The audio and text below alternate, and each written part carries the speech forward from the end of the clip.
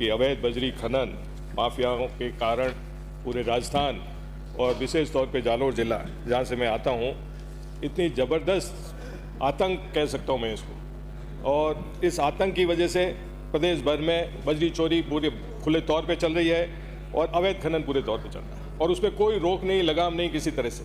मैं तो खुले तौर पे कहता हूँ कि इसमें पुलिस और प्रशासन, अच्छे लोग भी हैं पुलिस प्रशासन में, पर इतने खुले तौर पे इनका सहयोग कर रहे हैं कि हालात खराब है। आज जालोर जिले में आपने देखा होगा, अभी नदी आई और नदी आते ही इतने विशाल खड्डे बने हुए हैं कि उन खड्डों के अंदर जगह जगह मौतें हुई। 6 लोग तो हमारे मुख्य सचेतक जी के एरिया में ही डूब के मर गए, और एक ही साथ एक ही परिवार के लोग। तो ऐसे हालात क्यों पैदा हुए? क्योंकि हमने खुले तौर पे बजरी माफिया के खिलाफ किसी तरह की कोई कार्रवाई नहीं की। बजरी माफियाओं को किसी तरह की कोई रोक नहीं है। इनके पास में लीज कहीं की होती है और खोदते कहीं पे हैं और स्टॉक कहीं पे भी कर लेते हैं। ये हालात हैं, इनको कोई रोकने टोकने वाला नहीं है। और इसमें आम किसान और आम आदमी परेशान होता है। वो बेचारा एक ट्रैक्टर लेके बजरी खुद के खेत के लिए भी ले जा रहा होता है तो उसको पकड़ लिया जाता है। और यहाँ तक के हालात हैं कि अगर कोई खेत में, आप किसान हैं, ज़्यादातर यहाँ से किसान वर्ग के लोग आते हैं, अगर कोई खेत में अपने एक खेत से दूसरे खेत में खेती के लिए भी मिट्टी ले जा रहा है, उसका भी चालान कर दिया जाता है।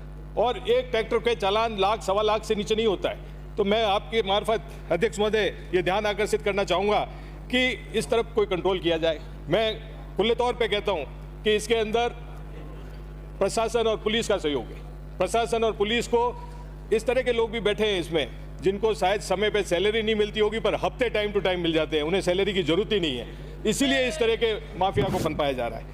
मैं आपके मार्फत ये कहना चाहूँगा कि इसका पता लगाया जाए।